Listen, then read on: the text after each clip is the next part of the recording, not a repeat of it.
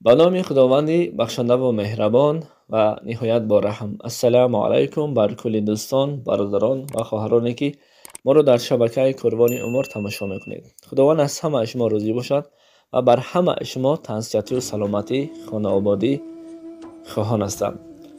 راستی دوستان عزیز، وقتی داخل سامانه های اجتماعی میشویم که نجات دهندگان تاجیک در ترکیه باز یک کودک زنده را از زیر بناهای فرو رفته پیدا کردند و نجات دادند. و بینید که این حالت ها بعد 7 روز زمین لرزه در زیر بناهای فرو رفته زنده ماندن کودکان خردسال، این خود یک معجزه الهی است.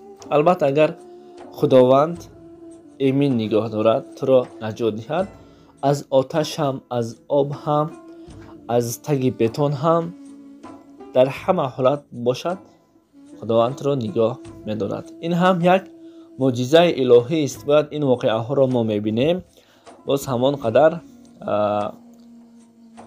باوریمون که زیاد است، باز همان قدر معجزه الهی را شاهد معجزه های خداوند می‌شویم. اما وقتی داخل سامانه های اجتماعی می‌گردیم می‌بینیم که نجات دهندگان تاجیک باید در این حالت هست. بعضی در بین مردم ما که بعضی بد و بخیل و حسدبر و همین خیل با می نویسن، میگن که خیلی تاجیک ها نجات دادیستن، اینجا چند دولت هسته. این برادر عزیز، شرط نیست که خیلی تاجیک ها باشه دیگر دولت. البته در اینجا نقش اساسی نجات دهندگانی که با همه از زندگی خود را گذاشته می روند به خاطر نجات دادن، این هم یک دل و گرده خیلی بزرگ لازم.